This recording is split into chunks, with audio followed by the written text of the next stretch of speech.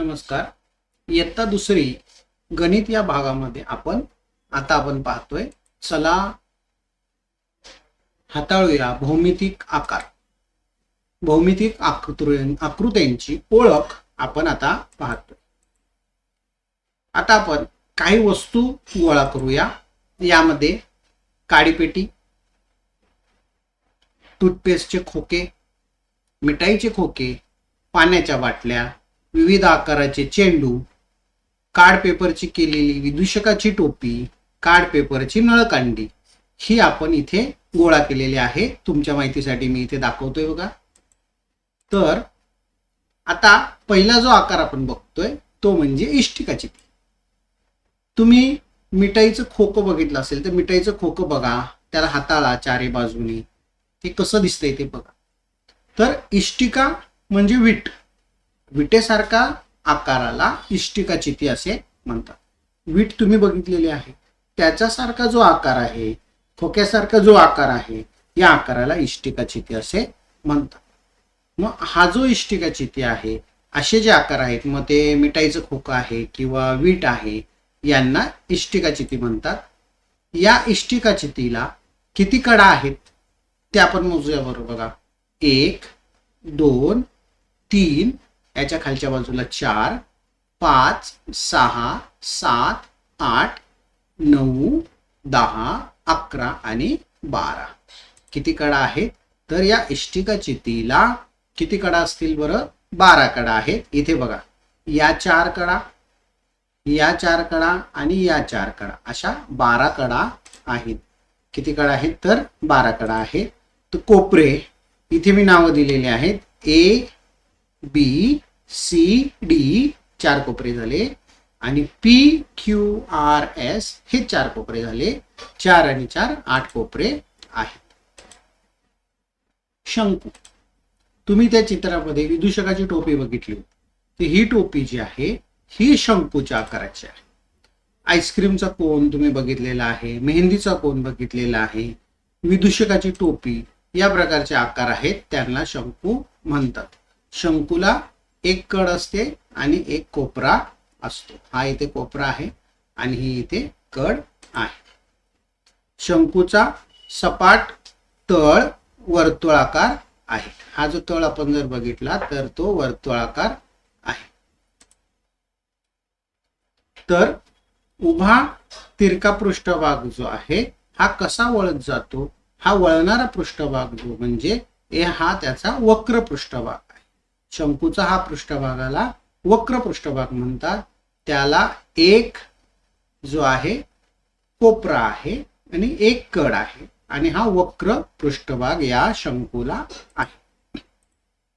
दंडगोल, पाण्याची बाटली बघितलेली आहे, तर या पाण्याच्या बाटलीचा जो आकार आहे त्याला दंडगोल म्हणतात. याच्यामध्ये वाटोळा तळ असलेल्या डब्यासारख्या आकाराला दंडगोल किंवा वृत्तचिती असे म्हणतात.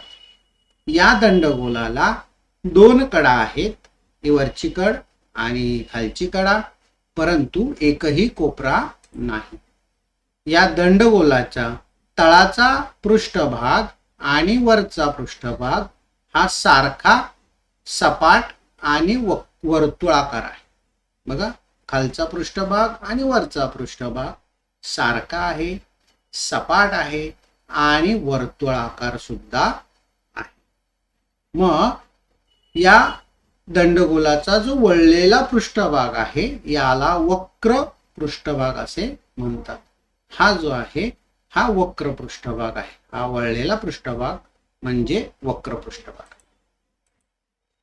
गोल, चेंडू सारखा जो आकार आहे या आकाराला गोल म्हणतात. गोलाला एकही कड नाही आणि एकही कोपरा नाही.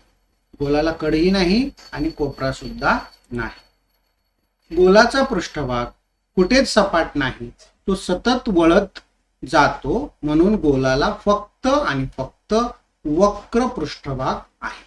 गोलाला कडही नाही, कोपराही नाही आणि तो सतत वळत जातो, म्हणून त्याला वक्र पृष्ठभाग आहे.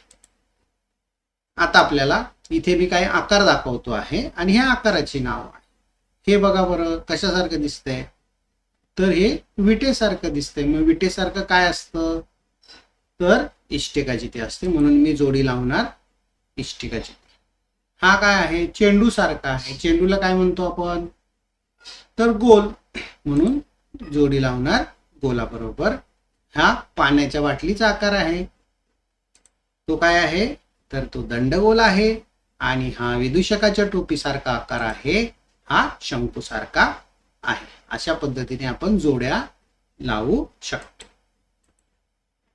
आता तुम्ही मला सांगा, खालीलपैकी कोणत्या वस्तू घरगळतील आणि कोणत्या वस्तू घसरतील. हा गोल आहे, चेंडू आपण सोडला तो घरंगळत जाईल, म्हणून हा घरंगळेल.